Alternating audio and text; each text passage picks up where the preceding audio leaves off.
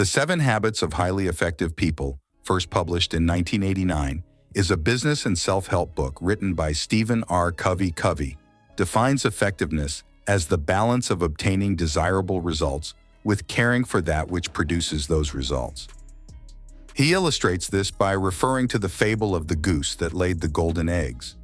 He claims that effectiveness can be expressed in terms of the PPC ratio, where P refers to getting desired results, and PC is caring for that which produces the results. Covey argues against what he calls the personality ethic, which he sees as prevalent in many modern self-help books. He promotes what he labels the character ethic, aligning one's values with what he claims to be universal and timeless principles. By doing this, Covey distinguishes principles and values.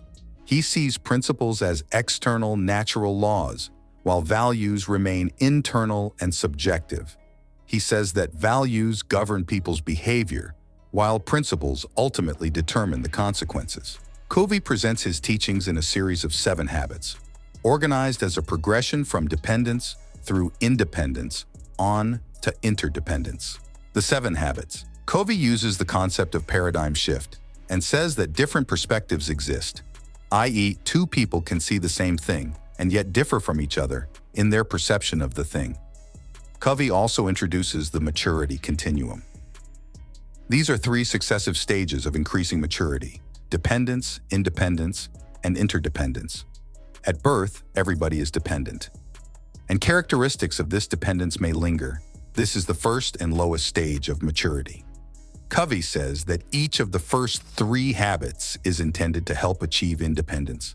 The next 3 habits are intended to help achieve interdependence, and the 7th habit is intended to help maintain these achievements. Each of the 7 habits has a section of the book devoted to it. Independence. The first 3 habits aim at developing independence. Habit 1. Be proactive. Proactivity is about taking responsibility for one's reaction to one's own experiences, taking the initiative to respond positively and improve the situation. Covey postulates that between stimulus and response lies your ability to choose how to react, and that nothing can hurt a person without the person's consent. Covey discusses recognizing one's circle of influence and circle of concern. Covey discusses focusing one's responses and focusing on the center of one's influence. Habit 2. Begin with the end in mind. Covey discusses envisioning what one wants in the future, a personal mission statement, so one can work and plan towards it, and understanding how people make important life decisions. To be effective, one needs to act based on principles and constantly review one's mission statements, says Covey. He asks, are you, right now, who you want to be? What do you have to say about yourself? How do you want to be remembered? If Habit 1 advises changing one's life to act and be proactive, Habit 2 advises that you are the programmer. Grow and stay humble, Covey says. Covey says that all things are created twice. Before one acts, one should act in one's mind first. Before creating something, measure twice. Do not just act. Think first. Is this how I want it to go, and are these the correct consequences? Habit 3. Put first things first. See also Eisenhower Matrix. Matrix of importance versus urgency, as discussed in the book. Covey talks about what is important versus what is urgent. Priority should be given in the following order. Quadrant 1. Urgent and important. Do. Important deadlines and crises. Quadrant 2. Not urgent but important. Plan. Long-term development. Quadrant 3. Urgent but not important. Delegate. Distractions with deadlines. Quadrant 4. Not urgent and not important. Eliminate. Frivolous distractions. The order is important, says Covey. After completing items in Quadrant Y, people should spend the majority of their time on II, but many people spend too much time in III and IV. The calls to delegate and eliminate are reminders of their relative priority. If Habit 2 advises that you are the programmer, Habit 3 advises write the program, become a leader. Keep personal integrity by minimizing the difference between what you say versus what you do, says Covey. Interdependence. The next 3 habits talk about interdependence. i.e., working with others. Habit 4. Think win-win. Seek mutually beneficial win-win solutions or agreements in your relationships, says Covey. Valuing and respecting people by seeking a win for all is ultimately a better long-term resolution than if only one person in the situation gets their way. Thinking win-win isn't about being nice, nor is it a quick-fix technique. It is a character-based code for human interaction and collaboration, says Covey. Habit 5. Seek first to understand, then to be understood. See also Rogerian argument. Use empathetic listening to genuinely understand a person, which compels them to reciprocate the listening and take an open mind to be influenced. This creates an atmosphere of caring and positive problem-solving. Habit 5 is expressed in the ancient Greek philosophy of 3 modes of persuasion. Ethos is one's personal credibility. It's the trust that one inspires, one's emotional bank account.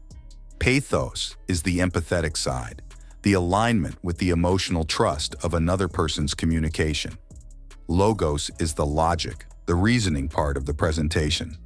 The order of the concepts indicates their relative importance, says Covey. Habit 6. Synergize. Combine the strengths of people through positive teamwork so as to achieve goals that no one could have done alone, Covey exhorts. Continual improvement. The final habit is that of continuous improvement in both the personal and interpersonal spheres of influence. Habit 7. Sharpen the saw. Covey says that one should balance and renew one's resources, energy, and health to create a sustainable, long-term, effective lifestyle. He primarily emphasizes exercise for physical renewal, good prayer, and good reading for mental renewal. He also mentions service to society for spiritual renewal. Covey explains the upward spiral model. Through conscience, along with meaningful and consistent progress, an upward spiral will result in growth, change, and constant improvement. In essence, one is always attempting to integrate and master the principles outlined in the 7 habits at progressively higher levels at each iteration.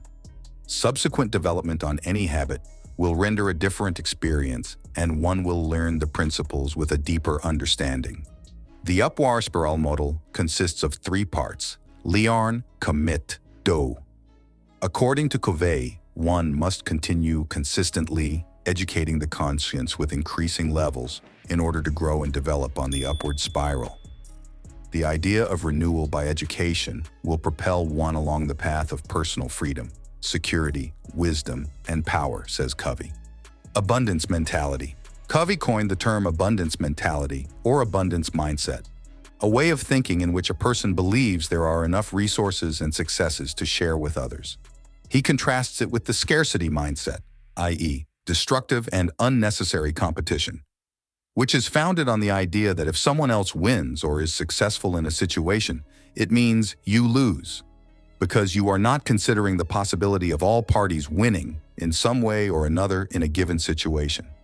Individuals having an abundance mentality seek win-win scenarios, avoiding the notion of zero-sum games, and are able to celebrate the success of others rather than feel threatened by them.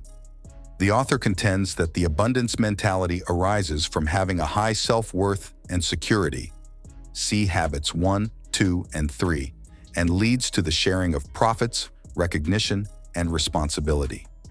Similarly, organizations may also apply an abundance mentality when doing business.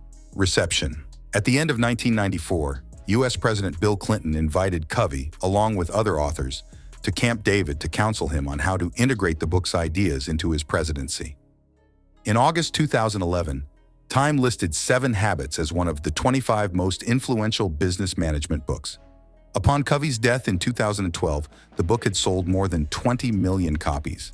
In the television series American Horror Story, delicate during the first scenes of Episode 6, April 3, 2024, titled Opening Night, the book is seen being read by a minor but pivotal character, Ned Alcott, father to Emma Roberts' main character, played by actor Carter Hudson. So ready to embark on a journey of personal and professional growth? Dive into the transformative wisdom of The 7 Habits of Highly Effective People by Stephen R. Covey with Audible's 30-day free trial. Scan this QR code now to download this book. Unlock a world of knowledge and inspiration by signing up for Audible today. With your free trial, you'll gain access to a vast library of audiobooks, including this timeless classic that has empowered millions to achieve their full potential.